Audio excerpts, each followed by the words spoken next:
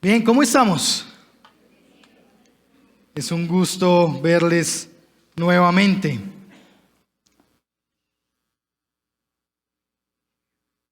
¿Cómo les ha ido? ¿No pueden decir hoy que con frío? Bueno. Ha hecho unos buenos climas durante este tiempo, ¿no? Y ha sido sol. Nos falta la playa, porque también hay brisa, ¿no? Bien, venimos en una serie que hemos titulado Evidencias de la Verdad. Y hemos venido estudiando a Juan, el Evangelio según San Juan. Y ha sido un privilegio para nosotros. Y creo que los más beneficiados, y discúlpenme si soy un poco egocéntrico con eso, pero los más beneficiados hemos sido nosotros, los que hemos predicado Juan. Y eso porque el Señor ha tratado nuestras vidas, nos ha hablado, y esperamos y deseamos en el Señor que también sea para cada uno de ustedes palabra viva que trae aliento. Entonces les quiero invitar al Evangelio de Juan, capítulo 12 del Evangelio según San Juan. Capítulo 12 del Evangelio según San Juan. Y vamos a ir allí a los versículos 27 hasta el 36. Y vale la pena decir que esta sección no es únicamente del 27 al 36, sino que parte desde el versículo 20 y va hasta el 50. Pero en la disposición y en la oportunidad que el Señor me da, deseo compartir con ustedes esta porción de la Escritura, versículos 27 hasta el 36. Y gracias por aquellos que se están poniendo en pie para que juntos leamos la Escritura con reverencia al Señor.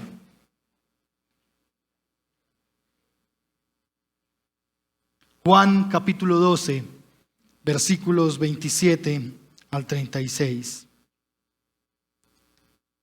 Ahora mi alma se ha angustiado. ¿Y qué diré? Padre, sálvame de esta hora. Pero para esto he llegado a esta hora. Padre, glorifica tu nombre. Entonces vino una voz del cielo y lo he glorificado y de nuevo lo glorificaré. Por eso la multitud que estaba allí y oyó la voz decía que había sido un trueno. Otros decían, un ángel le ha hablado.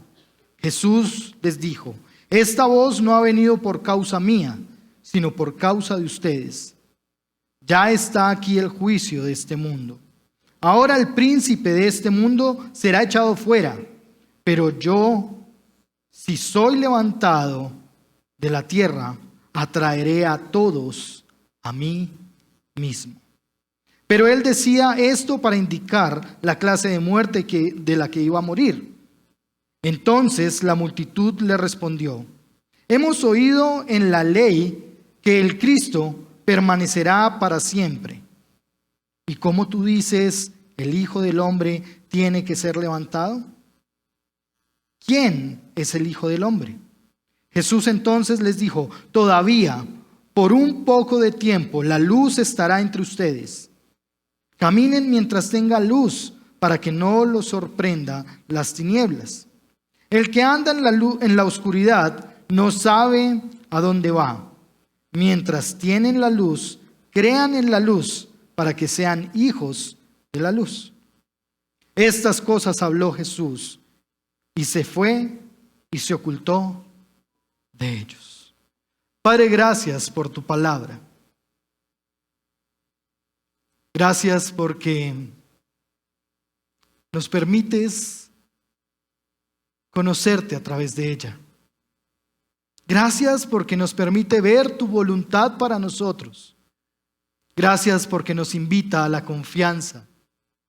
Nos invita a creerte. Permite, Señor, que del fruto de tu palabra en nuestro corazón salte para la vida eterna en la convicción que tenemos de ti. Y añade gracias, Señor, Añade misericordia al fruto de tu palabra en nuestras vidas. Te lo suplicamos en el nombre de tu Hijo Jesucristo, que es sobre todo nombre. Amén. Amén. Bien, podemos tomar asiento.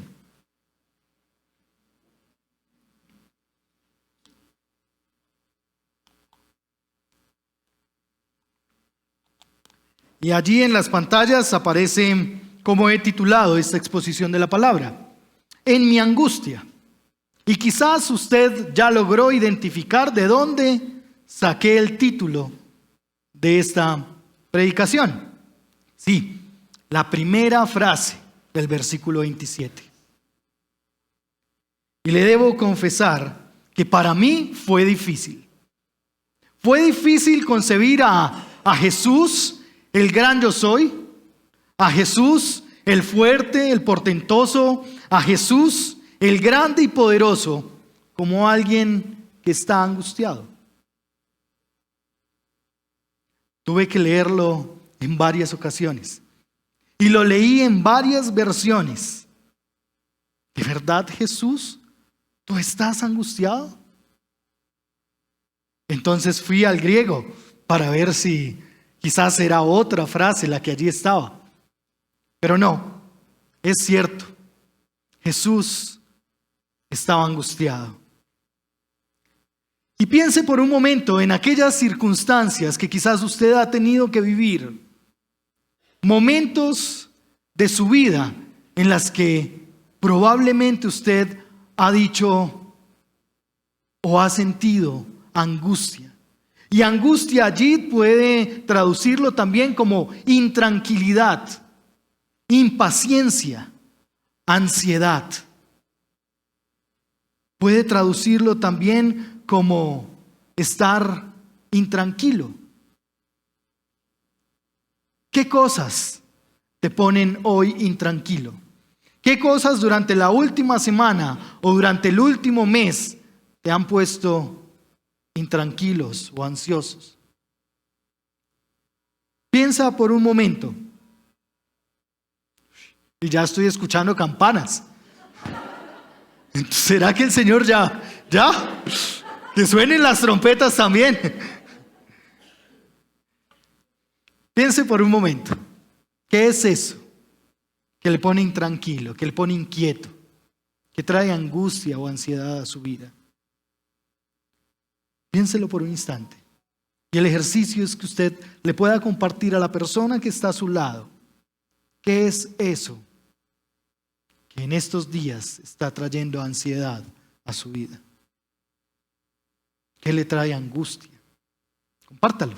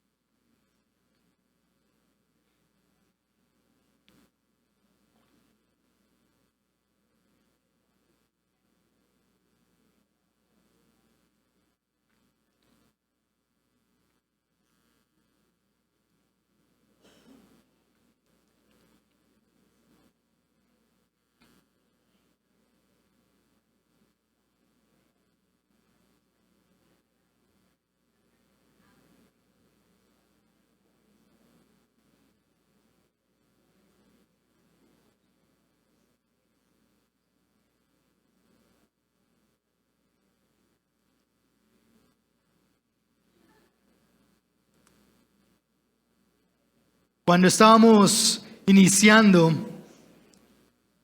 el tiempo de pandemia, ya en el 2020, marzo, segunda semana, casi tercera semana de marzo,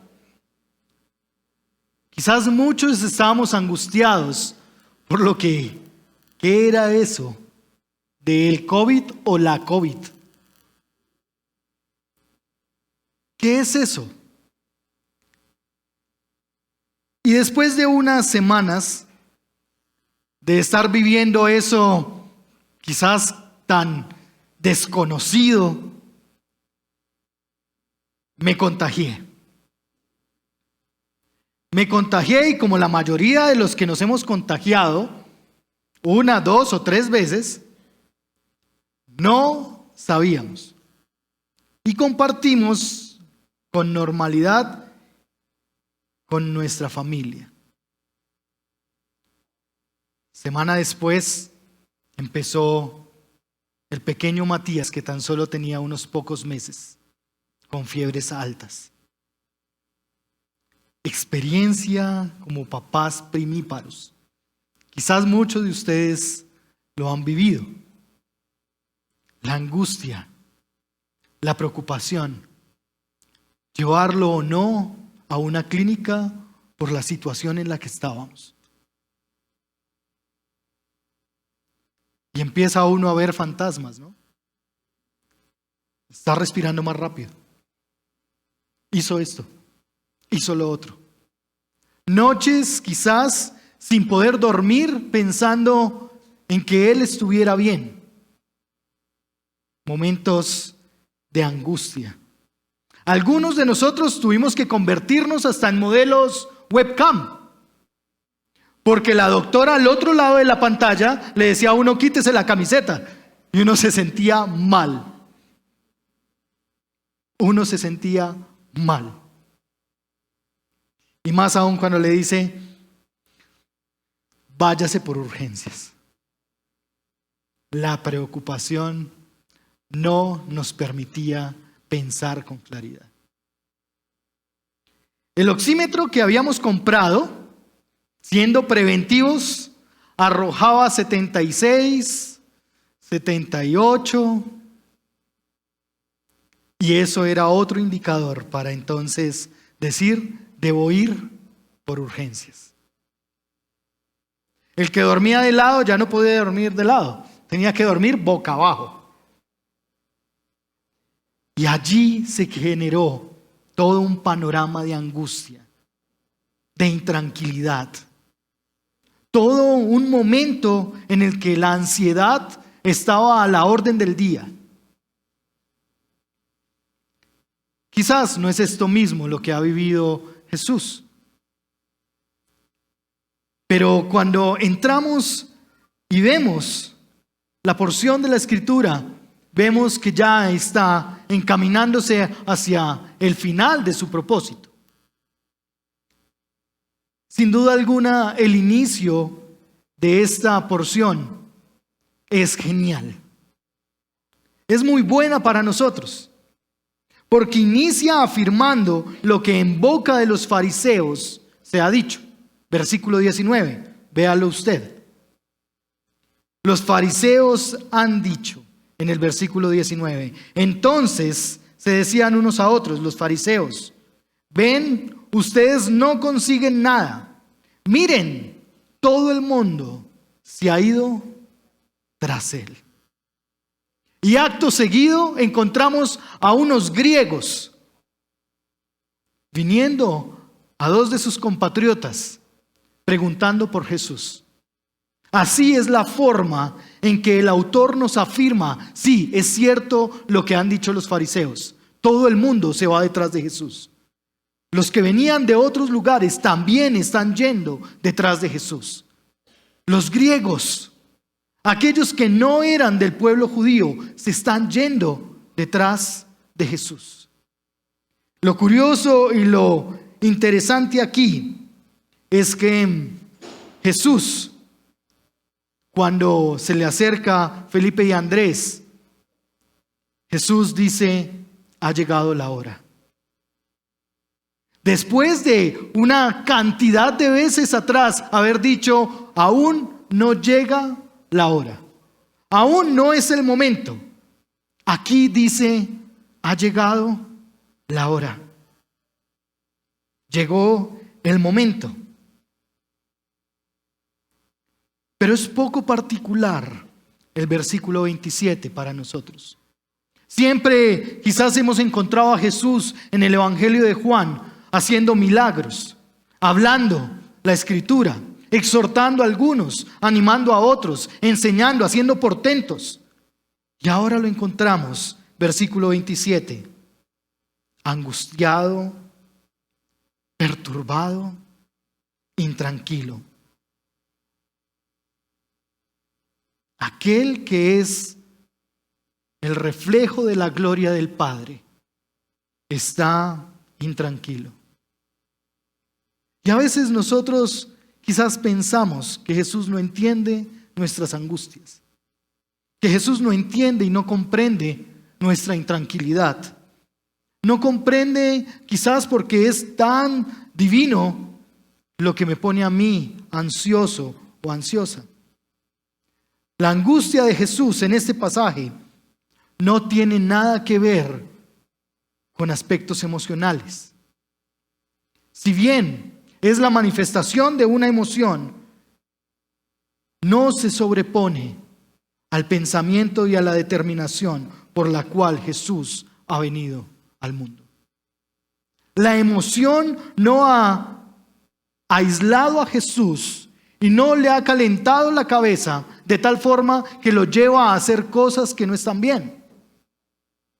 Por lo contrario, esa emoción afirma en Jesús, versículo 28, que ya ha llegado la hora. El versículo 23, revíselo usted allí conmigo, dice: Jesús les respondió: ha llegado la hora para que el Hijo del Hombre sea glorificado. Es decir, ya llegó mi momento. Este es el momento en el que el Hijo de Dios va a ser exaltado y glorificado. Este momento donde Jesús está pasando por una situación de angustia es la que lleva consigo el hecho mismo de que Jesús ha entendido el propósito por el cual está en este lugar. Jesús revela en el versículo 28 qué es lo que le hace descansar. Porque vean bien lo que allí dice Jesús. ¿Acaso diré, líbrame de esto? No. Si para eso estoy aquí, para eso he venido. ¿Pero de qué está hablando Jesús? ¿De qué está hablando? Sin duda alguna se está refiriendo al momento que tendría que ir a la cruz para morir.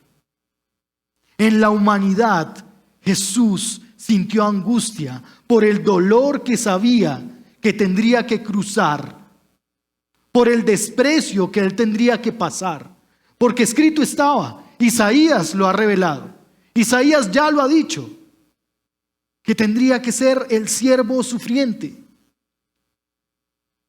que como oveja al matadero iba a ser llevado. Entonces no es desconocido para Jesús que su momento se estaba acercando. Es más, él afirma su rostro y camina hacia esa realidad. Jesús ha entendido que si está aquí es por cumplir la voluntad del Padre. Lo importante no era la intranquilidad y ver cómo se podría zafar de la responsabilidad. Lo importante aquí lo dice el versículo 28. ¿Qué dice?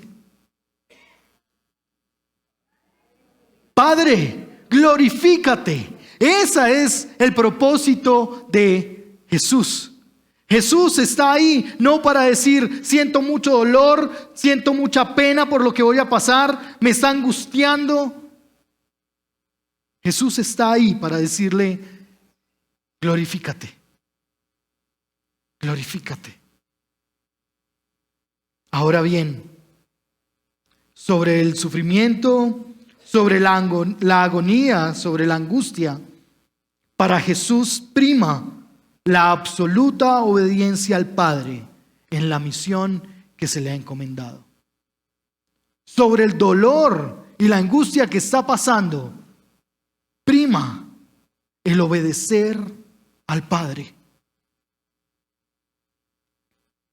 Cuando vivimos momentos de angustia, a veces nuestras emociones opacan nuestra capacidad de decidir. Cuando estamos en momentos donde las emociones están a flor de piel, quizás no es la mejor forma en la que se responde. no son las mejores decisiones las que se toman. Es interesante que tú y yo a veces ni siquiera lo notamos, pero tomamos decisiones basadas en las emociones. Y me encanta decirle esto a mis estudiantes de mis primeros pasos. El Señor ha puesto su imagen en nosotros, mente, voluntad y emociones. Pero nosotros hemos determinado utilizar las emociones como la base para tomar las decisiones. Piense por un momento cómo iba a comprar ese televisor que tanto le gustó. Le emocionó pensar cómo se vería en la sala de su casa. Ese carro que quizás usted tanto ha querido, ¿cómo se vería usted bajándose de ese carro? ¡Wow! Y las emociones generan una cantidad de acciones. Piense por un momento, quizás la forma en que usted se enamoró. ¿La vio o lo vio? Es que es tan lindo. Es que es tan linda. No, mire, levanta una ceja. ¡Guau! Y le cautivó. Atrapó lo que usted es, esa persona, en su emoción. Acto seguido, porque ahora, discúlpenme, para aquellos que tenían un proceso antes en el que había declaración. Ahora las declaraciones no se usan, no. La máxima declaración de un chico a una chica es: ¿quieres salir conmigo? Porque en la salida y después de que le ha gustado, viene algo muy importante: el beso. Y el beso es lo que dice todo. Que me gusta, que quiero estar con usted, si quiere ser mi novia. Y así es como hoy en día se generan relaciones. Y no solo entre los jóvenes. Los adultos han sabido cómo entrar en ese modelo. Las emociones como base para tomar decisiones. Las emociones como las cosas en las que sustentamos lo que queremos. ¿Cómo sabemos que un niño tiene frío? ¿Cómo se sabe que un bebé tiene frío o calor? No, porque la mamá tiene calor o frío. Uy, este frío que está haciendo, abriguémoslo. Oh, este calor que siento, quitémosle algo porque está haciendo mucho calor. Así es que realmente se evalúa si un niño tiene calor o frío, por el sentimiento, por lo que yo siento. Pero no es lo que sucede aquí con Jesús. Jesús está sintiendo algo, se siente tribulado por lo que está pasando, porque tenía que ir a la cruz, tendría que sufrir muerte de cruz, y aún así se para en firme y camina hacia adelante, entendiendo cuál es la misión que Él tiene. No pidió que se le quitara la obra redentora que tendría que hacer. Más bien le dice al Padre: glorifícate. ¿Qué tal si cuando usted está angustiado por su trabajo, cuando ve que los recursos se están disminuyendo, cuando empieza a percibir que la salud falta, qué tal si usted le dice: Señor, glorifícate? Señor, glorifícate. Eso es decirle: lo que yo soy y lo que yo necesito, tú ya lo sabes. No necesito yo recordarte 1000 veces qué es lo que me hace falta. Porque la misma Escritura ha afirmado que no recibimos porque no sabemos pedir, sino que pedimos para nuestros propios deseos. Y allí entonces vemos a Jesús no tratando de satisfacer sus deseos, sino en el deseo de afirmar y de hacer la voluntad del Padre. Pero hay algo extraordinario que aquí sucede. Es algo asombroso lo que aquí se da. Y usted lo podrá percibir allí. Versículo 29.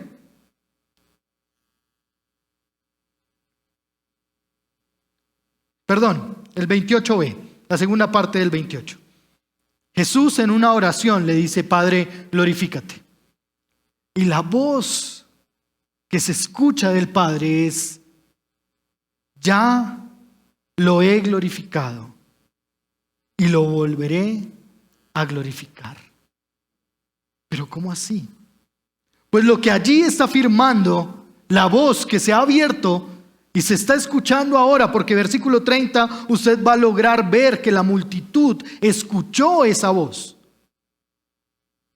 No fue algo que solo fue una voz para Jesús, ni susurró el Señor a los oídos de Jesús. Más bien fue algo que se dio para que todos oyeran.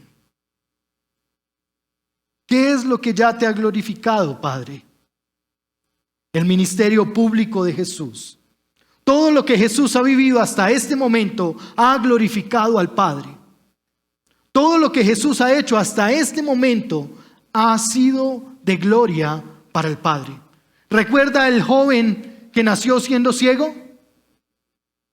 No nació siendo ciego porque sus padres fueran pecadores, sino para que la gloria de Dios se manifestara en él.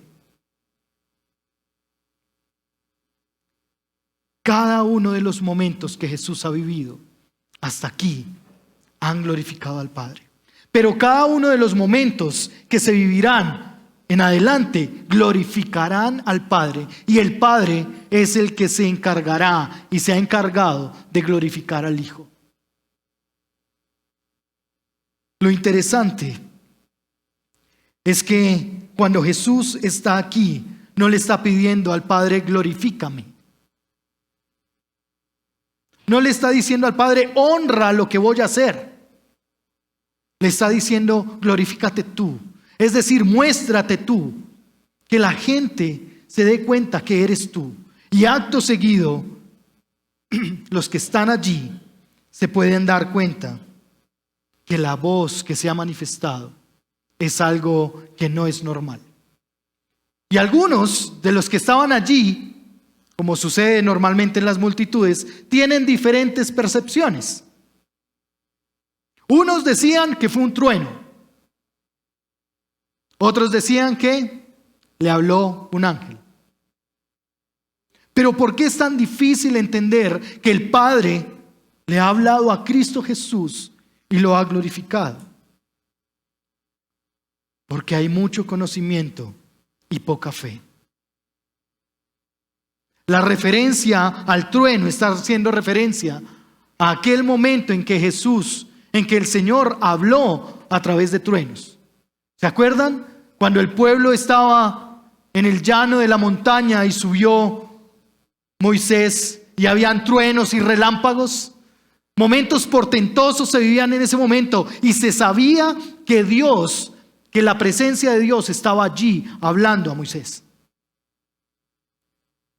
Pero otro instante, u otros piensan que quizás fue un ángel el que le habló. Y quizás el contacto más amplio que se tendría es que son ángeles mostrándose. Y en el Antiguo Testamento hay muchas referencias cuando los ángeles se mostraban, los ángeles se hacían presentes. De hecho, algunos hasta albergaron a ángeles en su casa. Lo interesante aquí es que esta multitud no ha logrado entender y no ha logrado afinar su oído a la voz del Padre. No ha logrado entender que es el Padre el que habla y el Hijo el que obedece. Hay un doble propósito en la voz, en la manifestación de la voz. Uno, que Cristo Jesús sea glorificado, sea reconocido. Allí está la evidencia de la verdad, la evidencia de que Cristo Jesús es el Hijo de Dios. Afirma el ministerio de Cristo Jesús, el ministerio público y el ministerio privado. Pero también les está diciendo, versículo 30, esta voz no vino por mí. Esta voz no vino porque yo necesitaba ser afirmado. Esta voz vino por ustedes. Para que ustedes entiendan y conozcan. Para que ustedes logren identificar que realmente quien ha estado en medio de ustedes es el Cristo, el Mesías, el ungido, el Hijo de Dios. Para que ustedes crean. Entonces, allí las palabras del Padre deberían retumbar en el oído del pueblo. Entonces allí todos deberían postrarse delante del Hijo y adorarle y glorificarle y creerle y caminar en obediencia. Cristo Jesús no vino al mundo para ser reconocido y la estrella del momento. Cristo Jesús no vino a ser el famoso del instante. Él vino para obedecer al Padre. Quizás tú piensas cuál es el propósito por el cual estás en este mundo. Déjame decirte que no estás aquí para ser el mejor estudiante. No estás aquí para ser el mejor abogado o el mejor ingeniero.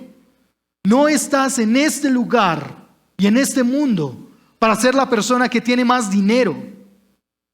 Estás aquí para escuchar la voz del Padre y obedecerlo. El propósito por el cual estás en este mundo es creer en Cristo Jesús y por consecuencia obedecerle. Pero qué difícil es cuando los afanes de este mundo se trasladan y se ponen como lo primero y lo principal en nuestras vidas. Qué difícil es cuando quiero ser el mejor, quizás en lo que hago, pero no ser el hombre fiel o la mujer fiel. Qué difícil es cuando caminamos en cumplir nuestras expectativas y no caminar conforme a la voluntad de Dios. Todo se ha dado a través de la palabra del Señor para que tú y yo podamos ser hijos de Él. Pero es interesante que mientras estamos en la angustia, mientras vivimos en los tiempos de angustia, nosotros abandonamos al Señor. Y la primera reacción quizás en los momentos difíciles es: no, Señor, tú no me has escuchado. No has sido suficiente, no has cumplido mis expectativas. No has hecho lo que yo te he dicho o lo que te he pedido. No, Señor, llevo orando 10 años para que se pase esto en mi vida y todavía no pasa. Y hemos quizás combinado la relación. Hemos pensado que estamos en este mundo para que Dios cumpla nuestras expectativas, para que Dios actúe cuando yo le pido que actúe, para que Dios haga cuando yo le digo que haga. Pero también no quiero, Dios, que te metas en este aspecto de mi vida. No, aquí no te quiero. Hacer tu voluntad en mi carácter. No. Yo sí le digo a todo el mundo de frente las cosas. Qué interesante. El carácter de Cristo Jesús puesto en nuestra vida es un carácter que le dice al Señor: frente a mi angustia, glorifícate. frente a mi carácter, frente a lo que soy y la forma en que respondo, glorifícate. Frente a mis ansias de poder, frente a mis deseos de dinero, perdón, Señor, glorifícate. Todo lo que somos, todo lo que hemos de ser, debe ser para la gloria del Padre. Debe ser para honrar al Señor.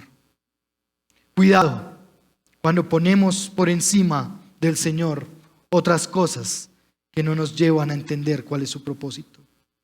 Pero en medio de tu angustia, en medio de lo que estás viviendo, en medio del dolor o de la intranquilidad por alguna cosa que estás pasando, es Dios quien te habla y te muestra a Cristo Jesús. Dios te está hablando a través de la Biblia.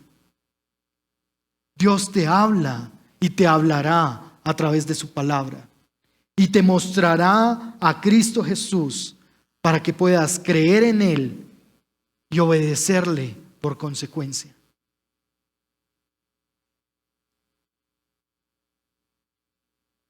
Nuestra vida, nuestra angustia, cumple el propósito de estar en dependencia del Padre Celestial. Lo que somos, lo que sufrimos, lo que lloras allí en la intimidad, tiene el propósito de formar en ti el carácter de Cristo Jesús.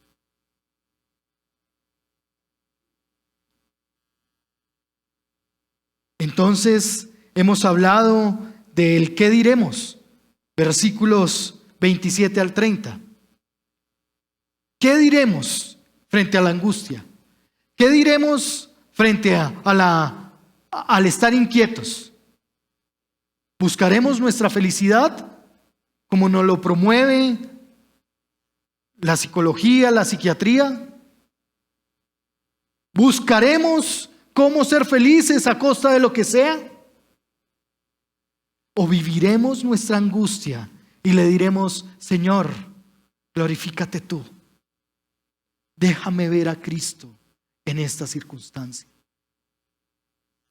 Que no sea yo, que tú vivas en mí. Pero ahora, frente a nuestra angustia y nuestra intranquilidad, ¿qué haremos? ¿Qué hacemos? Siempre estamos buscando qué hacer frente a una circunstancia difícil. Cuando el matrimonio está en crisis, buscamos qué hacer. Cuando el trabajo se acaba, buscamos qué hacer. Cuando hemos pecado contra el Señor,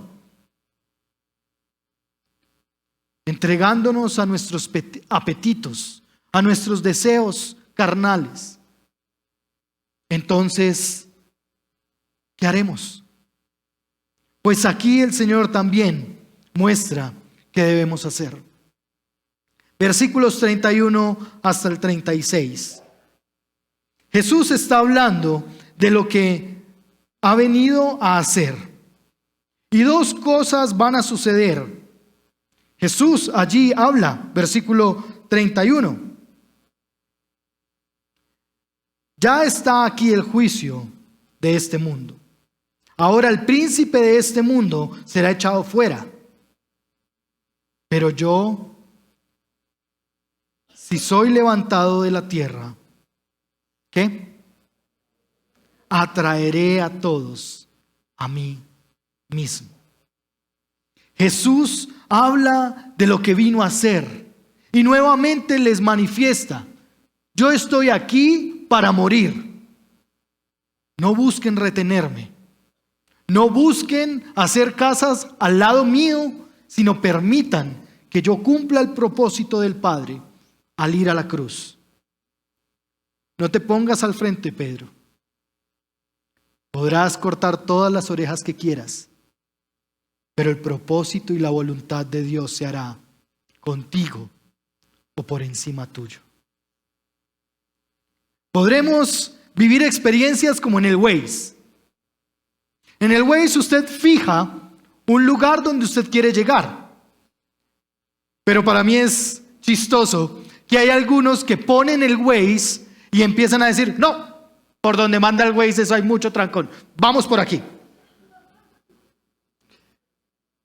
Y no, esa oreja, no, esa oreja es terrible hasta ahora, vamos por el otro lado. Y el Waze, aunque tú des todas las vueltas que quieras, te va a llevar siempre al mismo lado. Va a recalcular la ruta para llevarte al mismo destino. La voluntad y la gracia del Señor en Cristo Jesús es el destino del Waze de nuestra vida. Puedes dar todas las vueltas que quieras. Puedes creerte que te las sabes todas. Puedes pensar que la solución que está en tus manos es la mejor solución. Puedes pensar que esperar virgen hasta el matrimonio es demasiado. Entonces mejor vivamos algunos momentos antes. Aún así el Señor te va a redireccionar y te va a llevar a la cruz. Puedes pensar que no tienes plata y que lo mejor en esos casos es endeudarte y buscar cómo sacar plata de cualquier lugar. Aún en medio de eso, el Señor va a recalcular la ruta de tu vida para llevarte hasta la cruz de Cristo. Puedes pensar que el alcohol, el cigarrillo, la pornografía será algo que te trae felicidad, pero finalmente, hagas lo que hagas, el Señor va a recalcular la ruta para llevarte a su propósito eterno, que es encontrarte con Jesucristo. Todo lo que hagas, todo lo que digas, realmente tienes que pensarlo frente a si glorifica al Padre. Lo que hoy vives glorifica al Padre. Quizás no. Quizás lo estás haciendo en tus fuerzas. Quizás le estás diciendo, Señor, ya te demoraste mucho y yo necesito esto urgente, entonces pues yo voy a tomar mis decisiones. Y es el afán con el que el príncipe de este mundo nos lleva. Aquí Jesús habla que lo que ha venido a hacer, que Él vaya a la cruz, tiene que ver con que el príncipe de este mundo, es decir, Satanás, será echado fuera. Cuando Jesucristo fue levantado en la cruz, Satanás fue derribado, fue expulsado nuevamente, fue vencido. Y el acta que estaba firmada por Él, ese contrato que tenía el ser humano con Satanás, fue anulado porque se puso un justo por miles de pecadores. Satanás ya no tiene control sobre tu vida. Tú tienes que luchar. Algunos han hablado de la guerra espiritual y han pensado que la guerra espiritual es una guerra actual en la que Dios y Satanás están luchando por nosotros los seres humanos. Qué equivocados estamos, hermanos queridos. Pensamos que todo tiene que ver con nosotros. Pensamos que el centro del mundo somos nosotros y Dios gira en torno a nosotros y Satanás gira en torno a nosotros. Cuidado, porque sí hay una lucha espiritual, pero es la que tú todos los días tendrás que librar cuando batallas con el pecado al que vas y te refugias una y otra vez. La obra ya fue hecha una vez y por la eternidad. Cristo está puesto en gloria. El enemigo derrotado está una vez y para la eternidad. Se ha preparado un lugar para Satanás una vez y por la eternidad. entonces tú y yo tendremos que luchar contra lo que dice Corintios, que es el deseo, el pecado que surge desde lo profundo de nuestro corazón. Contra lo que ofrece Satanás en este mundo. Contra lo que Satanás ha convencido a toda la gente. No importa. Si está todavía en la barriga, no es un crimen. No importa. Si 2 hombres o 2 mujeres se quieren casar, pues ¿qué pasa? Que sean felices. Eso es lo que nos quieren convencer. Pero la Escritura te está diciendo, cuidado. Cuidado. Porque ya es claro. El Señor es Señor por sobre todas las cosas. Y su voluntad se hará contigo o sin ti. El príncipe, el enemigo, el que anda como león rugiente buscando a quien devorar, ese ya ha sido vencido. Permanezcamos firmes en la fe que es en Cristo Jesús para dar gloria al Padre y para reconocerle a Él como el único Señor y Salvador. La cruz es la ilustración de que el enemigo ya está vencido. La cruz es lo que nos recuerda que Él ya no tiene poder sobre nosotros. Pero la segunda cosa que ha hecho Jesús es que nos atraerá hacia Él mismo. Y sin duda alguna la cruz será un imán que atraerá a todos los pueblos, a todas las naciones, porque ya no se trata de algo de consanguinidad. Ya no se trata de si tú naciste en una familia judía o no. Se trata de que la cruz es la puerta abierta para todas las naciones, para aquel que quiera creer en Cristo Jesús, para aquel que decida glorificar al Padre. Por eso tú y yo tenemos hoy la oportunidad de estar en este lugar, porque el Señor Jesucristo abrió la puerta en la cruz para aceptarnos a todos y hacer de 2 pueblos, judíos y no judíos, un solo pueblo, una nación santa, un real sacerdocio. En Jesús tenemos vida y tenemos libertad. La cruz fue, es y será el imán, lo que nos va a atraer para que podamos darle la gloria al Padre. Es lo que nos va a atraer para saber que tenemos perdón de nuestros pecados.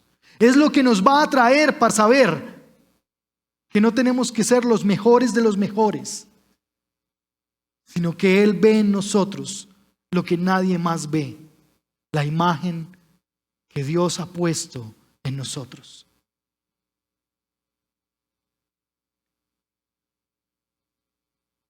Ante la gran revelación del Señor, versículo 33, ante esa gran exposición de gracia en el Señor, ante esa proclamación de ser levantado en la cruz para extender gracia para todos nosotros, la respuesta es con ley.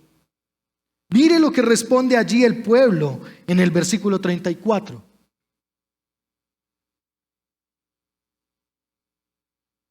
Versículo 33, perdón. Pero él decía esto para indicar la clase de muerte de que iba a morir.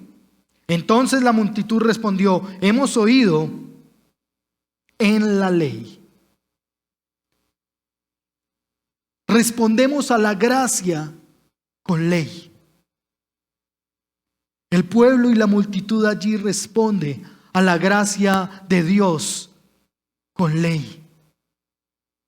Diciéndole a Cristo Jesús, es que la ley dice que el Cristo va a permanecer, se va a quedar en medio nuestro. Y quizás nosotros hemos respondido de la misma manera.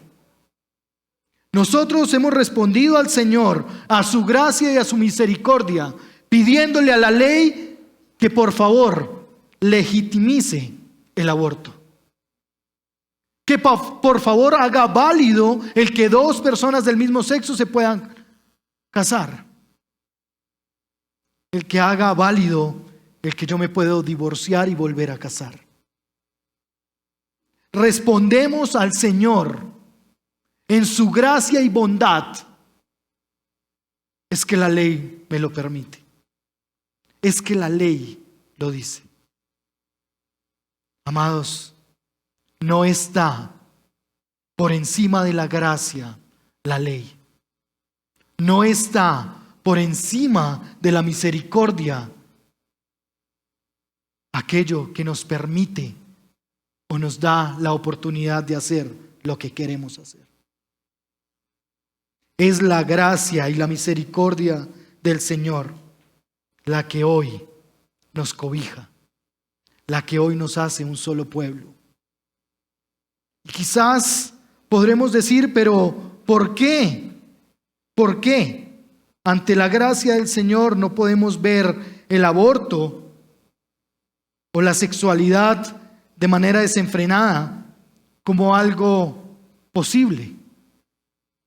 Porque no se trata de nuestra felicidad. Dios no está para hacernos felices.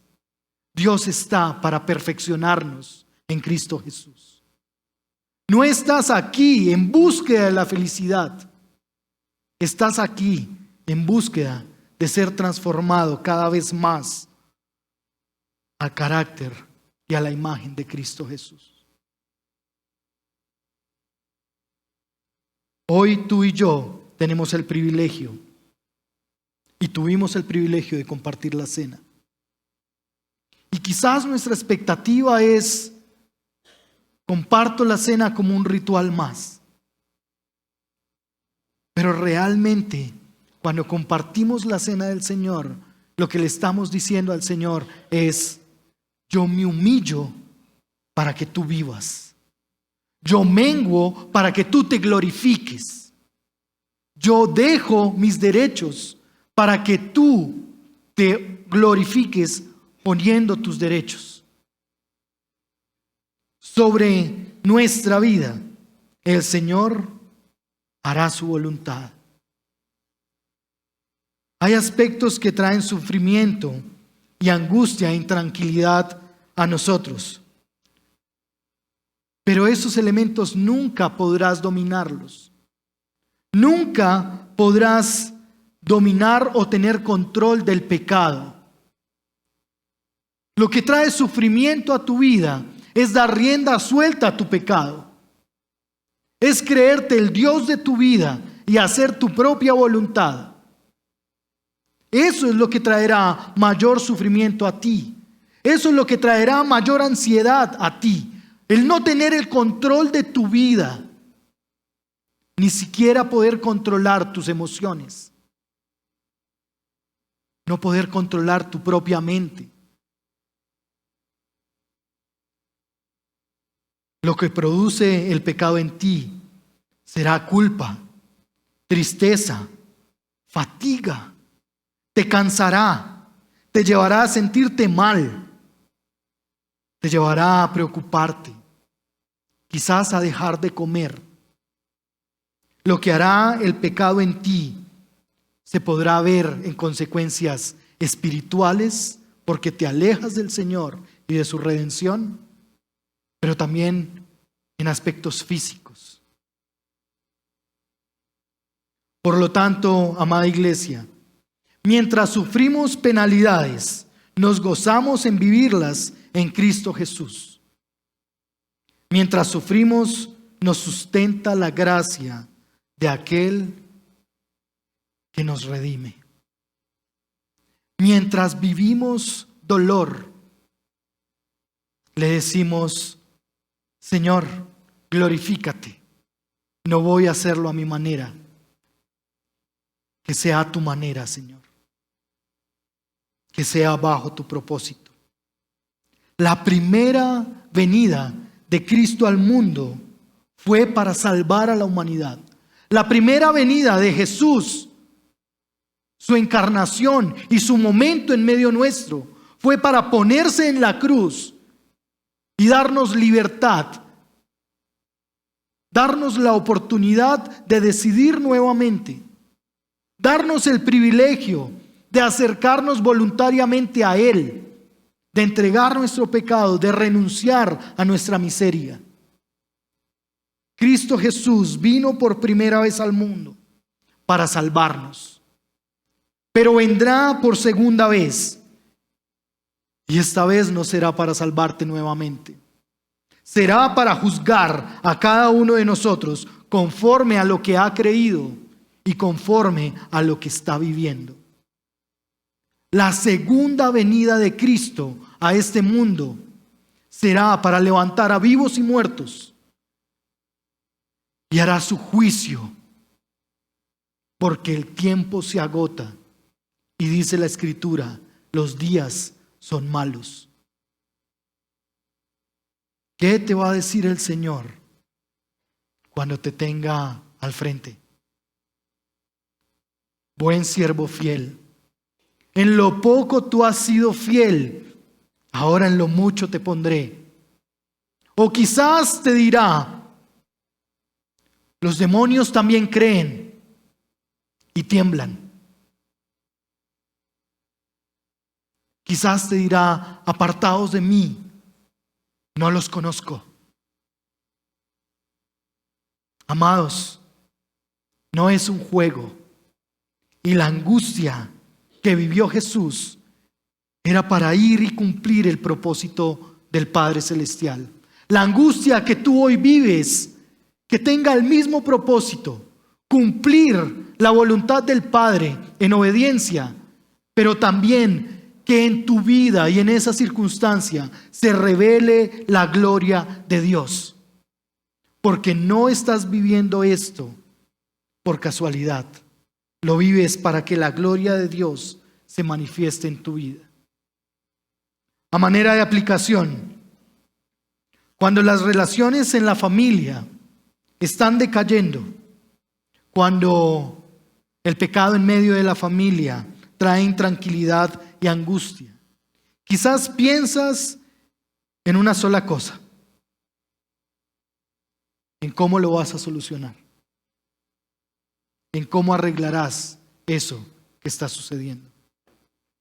Pero piensa una cosa que ha pasado esta semana en tu familia, una sola cosa, y entrégala al Señor. No actúes con tu cabeza caliente por la ira o el enojo. Entrégalo al Señor y dile, glorifícate en esto. Glorifícate en la forma en que Él me contesta o Él me trata. Glorifícate cuando ella no me habla con respeto. Glorifícate cuando me cuesta amarla. Glorifícate cuando quiero enviártela o enviártelo. Glorifícate, Señor, por favor. Piensa en una sola cosa. En tu relación con tu esposo o en su relación de papá o en su relación de hijo. Una sola cosa en su familia.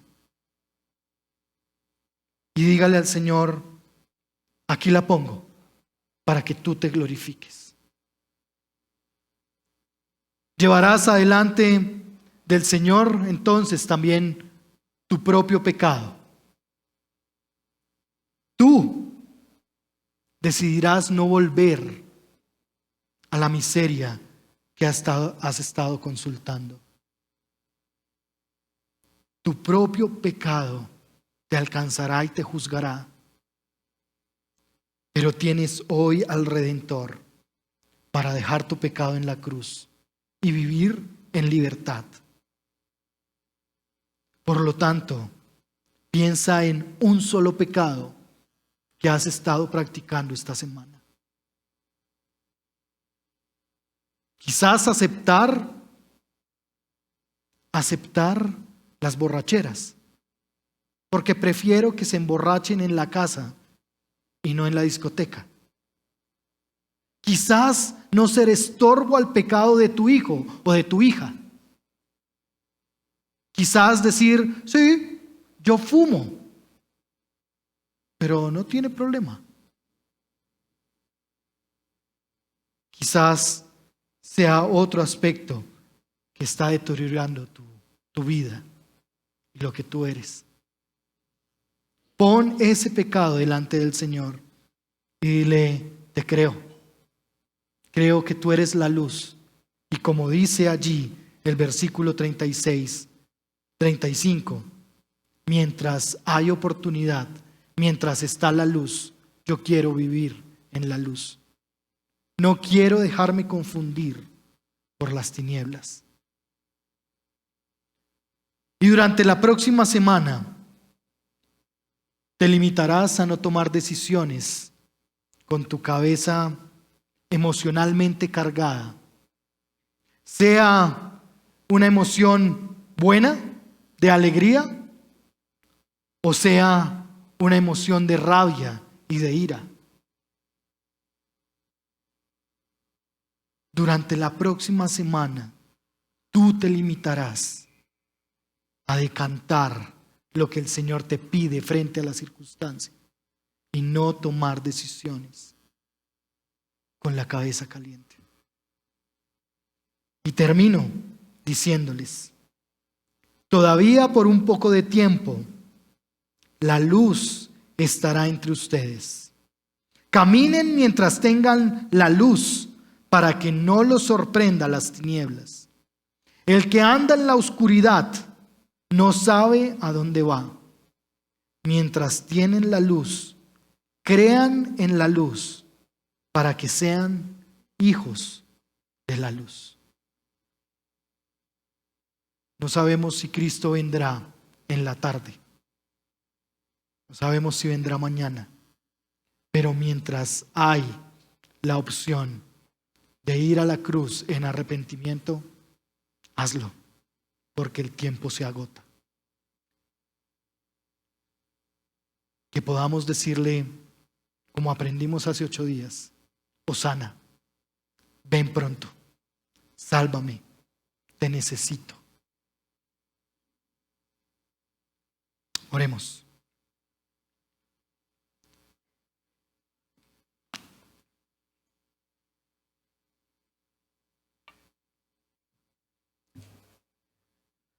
Y tenga un momento allí en silencio y en quietud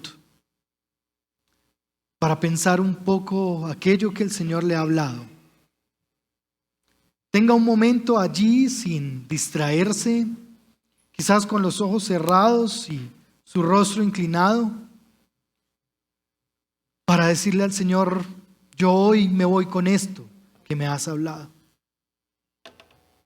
Yo hoy decido limitarme a hablar con ira.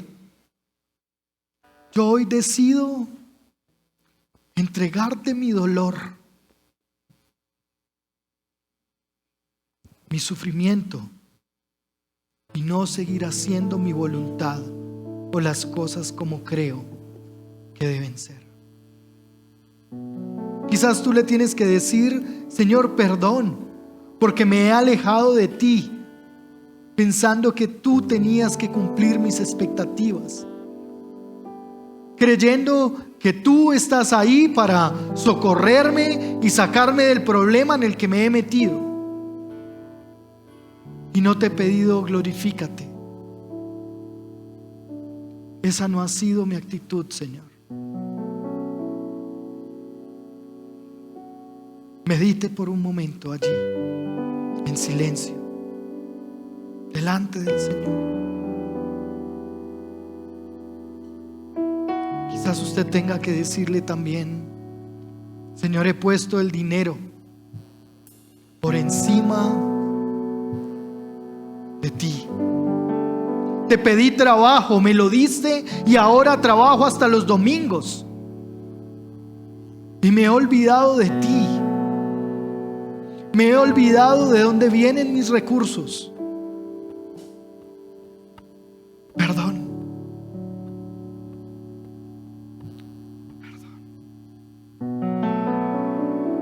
Y permanezca allí delante del Señor. Y humíllese. Entregue su vida. Quizás esta es la oportunidad o la primera oportunidad donde usted ha escuchado de la obra de Cristo Jesús para usted. Quizás usted que hoy está aquí por primera vez está un poco con mucha información en su cabeza, pero usted está anhelando algo que le traiga esperanza, algo que le saque de su miseria, alguien que le perdone todos sus pecados. Porque déjeme decirle, no hay pecado tan grande que el Señor no pueda perdonar, ni hay dolor tan grande que el Señor no pueda curar y sanar. Por eso, si usted está hoy aquí por primera vez y se reconoce necesitado o necesitada del Señor,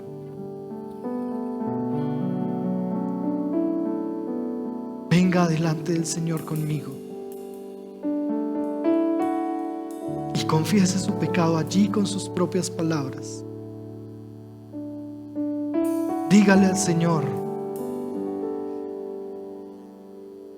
lo que usted sabe que es desagradable para Él. Quizás usted está aquí porque hay una gran angustia, una gran ansiedad en su vida, y eso ha tomado control de usted. Eso ha traído malas relaciones en medio de su familia. Déjeme decirle, quizás usted no ha entregado su vida al Señor, no ha reconocido el pecado en su vida, y más bien ha estado remordiéndose por cosas. También preséntese delante del Señor y dígale: Padre,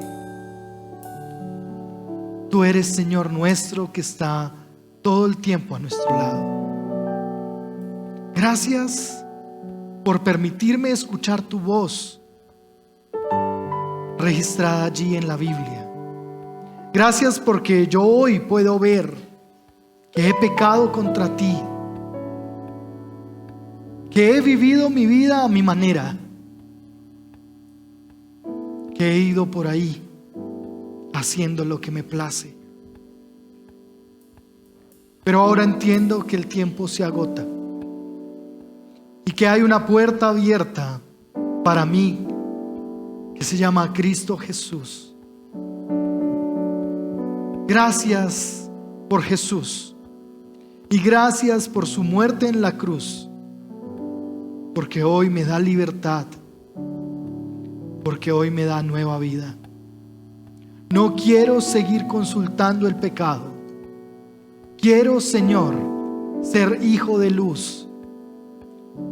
Quiero caminar en la luz.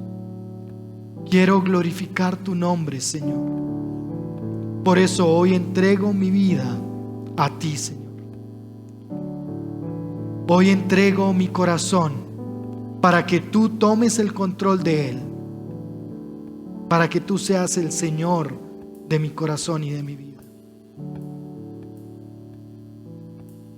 Y si usted ha hecho esta oración, no le voy a pedir ni que se ponga en pie ni que levante su mano. Acérquese en un instante a punto E y allí déjenos sus datos para poder contactarnos con usted y poder entonces tener un tiempo donde podamos orar y leer un poco más la palabra. Gracias, Señor, por tu iglesia. Gracias, Padre soberano, porque tú eres nuestro Dios por sobre todas las cosas.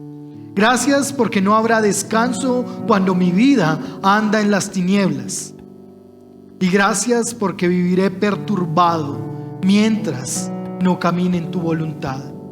Gracias por Cristo Jesús, porque me abre la oportunidad de redención nuevamente, porque me hace borrón y cuenta nueva. Gracias porque hoy estoy aquí como un hijo de luz. Permítenos, Señor, como hijos tuyos, caminar en la luz y entregar aún nuestros deseos más profundos a ti.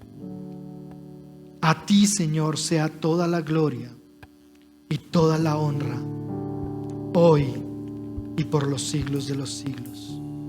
Amén.